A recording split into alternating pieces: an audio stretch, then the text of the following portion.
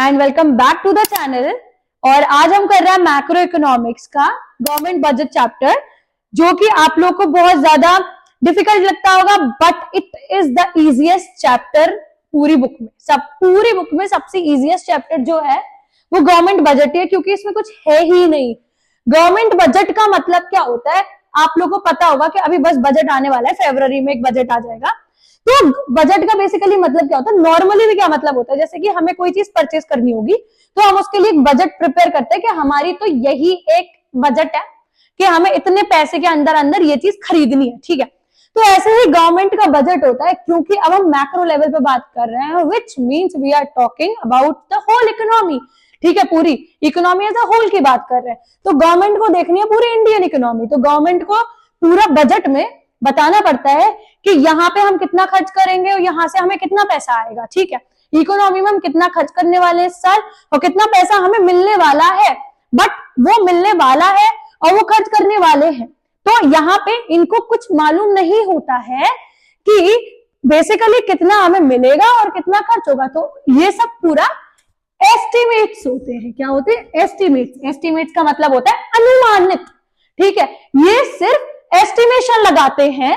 तो government budget एक annual statement होता है। एनुअल स्टेटमेंट मतलब एक साल में एक बार स्टेटमेंट आता है, जो कि आइटम वाइज एस्टिमेट दिखाता है।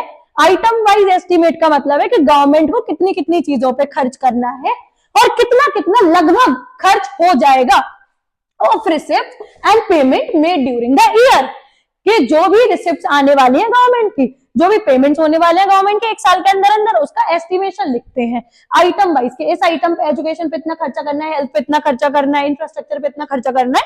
तो ये सारी चीज है। अब गवर्नमेंट बजट की डेफिनेशन आप क्या लिखोगे? It refers to an annual statement. एक एनुअल स्टेटमेंट है, साल में आता है, showing item wise estimates, or that shows the item wise estimates of receipts and payment made during the year, जो एक साल में गवर्नमेंट पे करने वाला है या फिर गवर्नमेंट को मिलने वाले हैं। It is as simple as that, ठीक है। अब गवर्नमेंट बजट बनाती क्यों है? क्यों बनाती है बजट?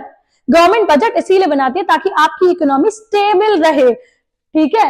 इकोनॉमी को स्टेबल बनाने के लिए, स्टेबल का मतलब है कि मान लो बहुत इन्फ्लेशन आ गया, बहुत पैसे बढ़ गए, तो गवर्नमेंट को क्या करना पड़ेगा? डिमांड कम करवानी पड़ेगी मार्केट में। सिमिलरली अगर बहुत ज्यादा डिफ्लेशन आ रहा है तो गवर्नमेंट को डिमांड बढ़वानी पड़ेगी। समझ में आया? इतना क्लियर है। दूसरी चीज, रीएलोकेशन ऑफ रिसोर्सेज। रिसोर्सेज को रीएलोकेट करना, बिल्कुल इकट्ठा करना और फिर सबको दे देना। इसका मतलब क्या है?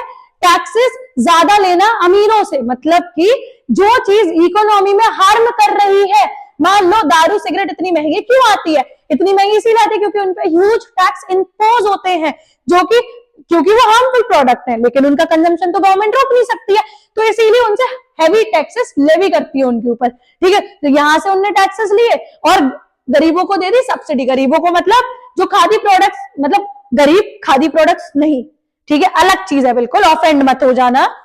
देखो गवर्नमेंट क्या करती है, टैक्स ज्यादा लेती है किससे?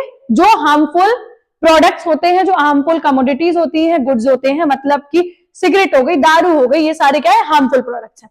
इनके कंजम्पशन को और इनके प्रोडक्शन से गवर्नमेंट क्या करती है? हैवी टैक्सेस लेती है, और उन टैक्सेस से सब्सिडीज किसको देती है?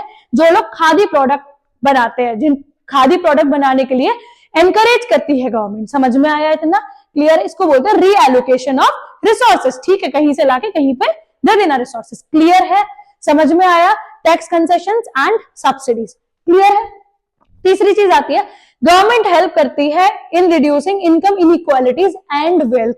देखो अमीर बहुत अमीर होते जा रहे हैं, गरीब बहुत गरीब होते जा रहे हैं, तो अमीरों से ह्यूज टैक्स लेते हैं, हैवी टैक्सेस लेते हैं, और गरीबों को वो चीज है टैक्स, मतलब जो वहां से टैक्स कलेक्शन हुआ यहाँ पे उनपे खर्च कर देते हैं। तो ये होता है जिससे कि इनकम इनकी बढ़ जाए और इनकी थोड़ी कम हो जाए। खैर वैसा होता नहीं है, बट उनका एम यही होता है, ठीक है। रिड्यूस करना रीजनल डिस्पैरिटी। रीजनल डिस्पैरिटी का मतलब क्या होता है? गवर्नमेंट एम करती है कि मान लो दिल्ली बहुत ज्यादा डेवलप्ड है, ठीक है, वहीं झांसी बहुत ज्यादा डेवलप नहीं है, भले ही क्या पता आपकी लोकेलिटी ज्यादा डेवलप ना हो, ठीक है, बिहार ज्यादा डेवलप नहीं है। तो रिड्यूस करना क्या बोल रहे थे? Regional disparity.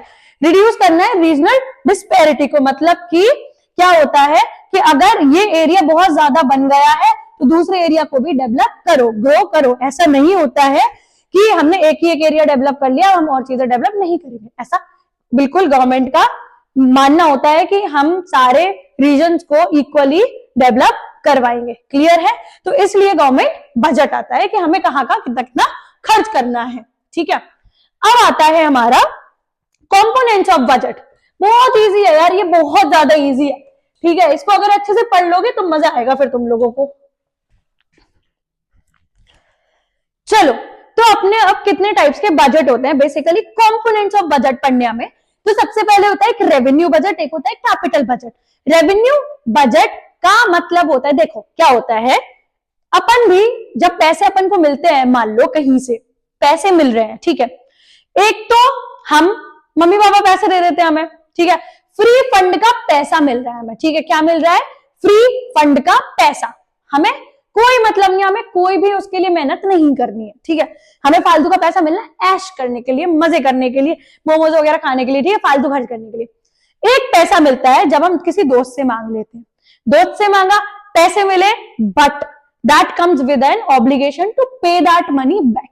हमको वो पैसा वापस करना पड़ेगा and that is your liability. Mummy papa जो पैसे देते हैं खर्च करने के लिए, वो लायबिलिटी नहीं होती है, वो फालतू का पैसा होता है कि चलो ठीक है मम्मी पापा ने प्यार से दे दिया, मजे से दे दिया, ठीक है। दो तरीके से पैसे मिलते हैं, एक फालतू के पैसे मिलते हैं, एक दोस्तों से उधार ले लिया, ठीक है। दूसरी चीज होती है अब खर्च करना अपन को, ठीक है। तो सबसे पहले अपन एक जगह खर्च करते हैं, मोमोज खा लिए, पेटीज खा लिए, ठीक है, फालतू का खर्चा कर दिया, कैफे चले गए घूमने फिरने, पेट्रोल में उड़ा दिए पैसे, ये हो गया। एक दूसरा पैसा होता है, मान लो आपने शेयर्स खरीद लिए, आपने ट्रेडिंग कर ली, ठीक है, दो जगह खर्च किया बट यहाँ पे फालतू ही खर्च हो गया और यहाँ पे थोड़ा उसमें प्रोडक्टिव हुआ वो पैसा खर्च, ठीक है, समझ में आया, वो प्रोडक्टिवली यूज हुआ वो पैसा। क्लियर है? सिमिलरली गवर्नमेंट को पैसा जो मिलता है, एक मिलता है रेवेन्यू रिसिप्ट। रेवेन्यू रिसिप्ट का मतलब होता है ऐसा पैसा जो फ्री फंड का गवर्नमेंट को मिल रहा है। क्लियर है? एक होता है कैपिटल रिसिप्ट। कैपिटल रिसिप्ट का मतलब है या तो गवर्नमेंट अपनी एसेट बेच रही है, ठीक है, या तो गवर्नमेंट की एसेट कम हो रही, या तो गवर्नमेंट के ऊपर कर्ज बढ़ रहा। कैपिटल रिसिप्ट में क्या हो रहा? या तो गवर्नमेंट की एसेट कम हो रही, या तो कर्जा बढ़ रहा गवर्नमेंट के ऊपर, ठीक है, ये होते कैपिटल रिसिप्ट। दो तरीके से पैसा होता है, एक तो रेवेन्यू रिसिप्ट, फालतू मिल गया, ना लायबिलिटी बना रहे ना एसेट कम कर रहे, समझ में आया? ना लायबिलिटी बना रहे ना एसेट कम कर रहे, अच्छा पैसा मिलना फालतू का। कैपिटल रिसिप्ट का मतलब क्या होता है? वो पैसा जिससे ना तो आपकी लायबिलिटी घट रही है ना तो आपकी एसेट बढ़ रही है। देखो समझो, मतलब सॉरी कैपिटल रिसिप्ट का मतलब होता है ऐसा पैसा जिससे आपकी लायबिलिटी बढ़ रही है और एसेट घट रही है, ठीक है, एसेट घट रही है मतलब हमने कुछ चीज अपनी बेच दी तो हमें पैसा मिल गया, एसेट घट गई ना हमारी, तो ये चीज होती है। क्लियर है? अब आता है खर्चा वाली बात, रेवेन्यू एक्सपेंडिचर। ऐसा खर्चा कर रहे हैं, मोमोज खा रहे हैं, पेटीज खा रहे हैं, पेट्रोल में उड़ा रहे हैं, कैफे जा रहे हैं, घूम फिर रहे हैं, इसमें पैसा उड़ा दिया। तो ऐसे ही गवर्नमेंट किसमें करती है? स्कॉलरशिप देती है, ओल्ड एज पेंशन देती है, पता नहीं कौन सी फलानी टिकानी स्कीम्स चलाती है कि लो भैया फ्री के पैसे ले जाओ, ठीक है। तो इससे कोई मतलब तो नहीं है, ये पैसा खर्च करने से ना तो उनकी लायबिलिटी कम हो रही है कि भैया कोई कर्जा चुका दे, ठीक है, ना तो कोई एसेट बना रहे हैं कि भैया फ्यूचर में पैसा मिलेगा, ऐसा कुछ नहीं होता, ये फालतू का पैसा खर्च कर रहे हैं, ठीक है। कैपिटल एक्सपेंडिचर का मतलब होता है ऐसा पैसा खर्च करना गवर्नमेंट का जिससे या तो कोई एसेट बन रही है, ठीक है, कोई ऐसा पैसा खर्च कर, जैसे अपन ने खर्च किया था शेयर्स में, खर्च कर दिया था अपन ने ट्रेडिंग कर ली थी उससे, ठीक। तो गवर्नमेंट को ऐसा खर्चा कर रहे हैं जिससे या तो उनकी एसेट बन रही है या लायबिलिटी घट रही है। क्लियर है? बस ये था यार, और कुछ था ही नहीं इसमें। तो रेवेन्यू रिसिप्ट हमें दो टाइप से मिलते हैं, ठीक है, देखो रेवेन्यू रिसिप्ट हमें दो टाइप से मिलते हैं, एक टैक्स रेवेन्यू, एक नॉन टैक्स रेवेन्यू, ठीक है। टैक्स रेवेन्यू का मतलब है डायरेक्ट टैक्स और इनडायरेक्ट टैक्स। डायरेक्ट टैक्स कौन सा टैक्स होता है? जो इंसान पे खुद लेवी होता है और वो खुद उसका पेयर होता है, ठीक है, मतलब मेरे इनकम पे जो टैक्स लगेगा वो डायरेक्ट टैक्स है, ठीक है, मैं उसको कहीं पे शिफ्ट नहीं कर सकती उसका बर्डन मेरे ऊपर से, ठीक है। बट इनडायरेक्ट टैक्स क्या होता है? जीएसटी। आप अगर जीएसटी पे करके आए हो तो आप आगे वाले से जीएसटी कलेक्ट भी कर सकते हो, ठीक है, अगर आप कहीं इनपुट देके आए हो तो आप आउटपुट भी ले सकते हो सामने वाले से, ठीक है। नॉन टैक्स रेवेन्यू का मतलब क्या होता है? जो गवर्नमेंट का रेवेन्यू तो है बट वो टैक्स के फॉर्म में नहीं है। तो दीदी अब कैसे कैसे जा रहा है गवर्नमेंट के पास पैसा? तो भाई तुम लोग हेलमेट लगा के नहीं जाते हो तो तुम्हारा चालान हो जाता है, तुम लोग तेज स्पीड से जाते हो तो तुम्हारा चालान हो जाता है, तुम अगर ड्राइविंग लाइसेंस अपना बनवाने जाते हो तो उसमें फीस देते हो कि नहीं देते हो? ठीक है, गाड़ी अगर रजिस्टर करा रहे हो रजिस्ट्रार की फीस लगती है या नहीं लगती है आरटीओ में? चलो, और अगर गवर्नमेंट की कोई प्रॉपर्टी या वेयर हाउस अगर हम रेंट पे लेते हैं तो उस पर रेंट एंड रॉयल्टी नहीं लगता है। अगर गवर्नमेंट ने कोई अपनी गवर्नमेंट ने कुछ अपना बनवा लिया, मतलब कि गवर्नमेंट का कुछ प्रोजेक्ट निकल गया मेरे घर के बाहर से जिससे मेरे घर की वैल्यू बहुत बढ़ गई, ठीक है, तो गवर्नमेंट क्या हमें अकेले खाने देंगे? वो पैसा नहीं खाने देंगे। गवर्नमेंट बोलेंगे लाओ हमें भी टैक्स दो, वो बोलते हैं स्पेशल असेसमेंट, उसको बोला जाता है स्पेशल असेसमेंट। एस चीट्स, मान लो मिस्टर एक्स थे, वो मर गए, उनकी कोई विल वो लिख के नहीं गए कि मेरा ये बच्चा है और इसके नाम पे दे दो, तो वो लिख के नहीं गए तो वो चीज किसकी हो जाएगी? गवर्नमेंट की हो जाएगी, ठीक है। तो ये होते हैं नॉन टैक्स रेवेन्यू, तो गवर्नमेंट जब तो कर लेती है, ठीक है, ये सारी चीजें होती है कि नॉन टैक्स रेवेन्यू। अब कैपिटल रिसिप्ट्स कैसे मिलते हैं?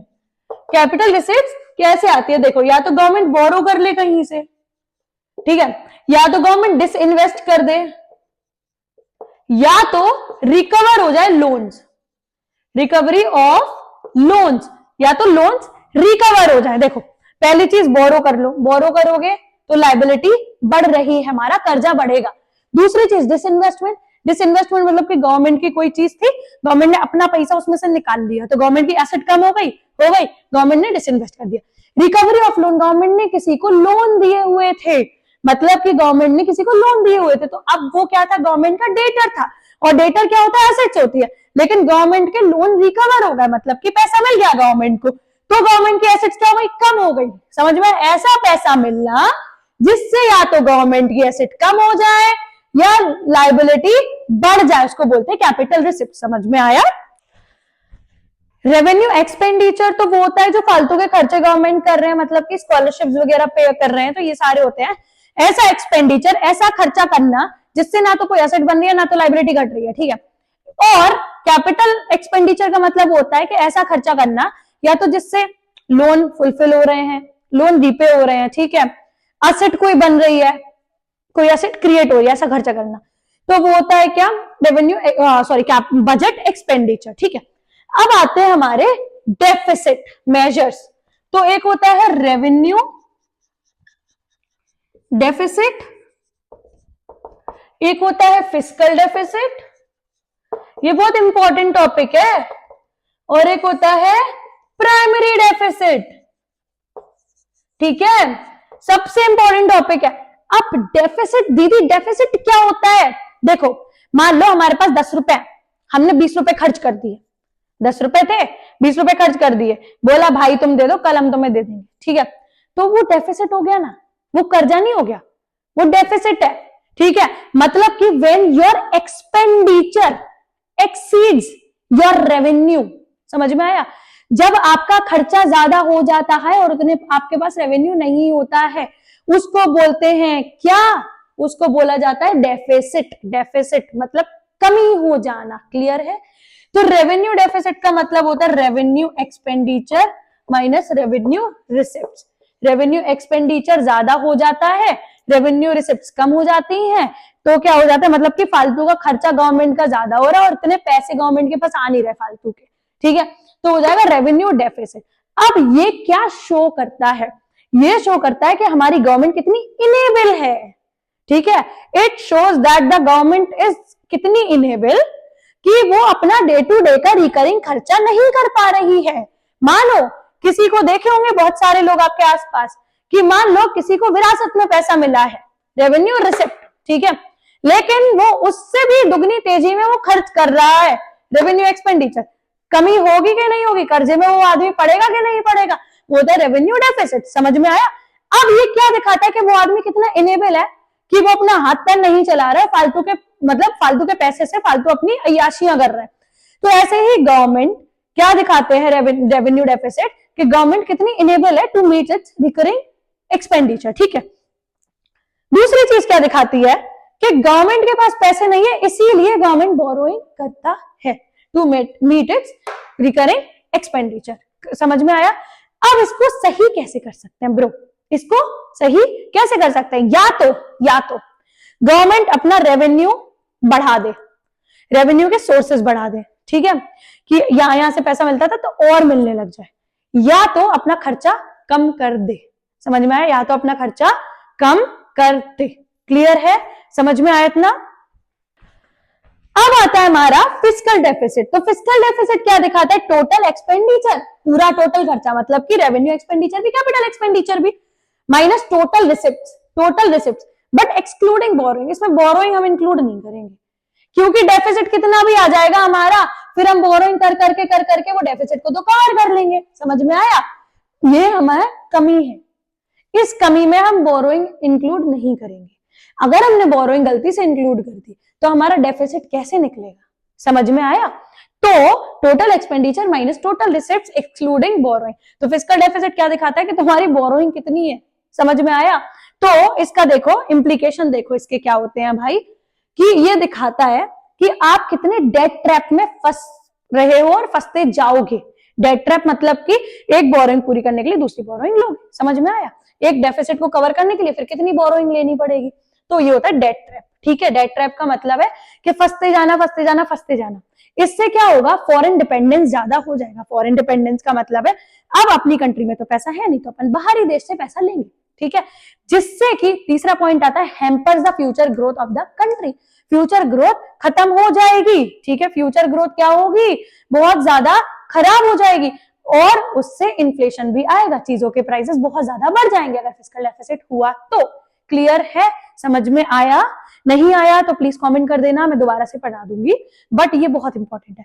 फिस्कल डेफिसिट को सही कैसे करते हैं? या तो डेफिसिट फाइनेंसिंग करवा लो।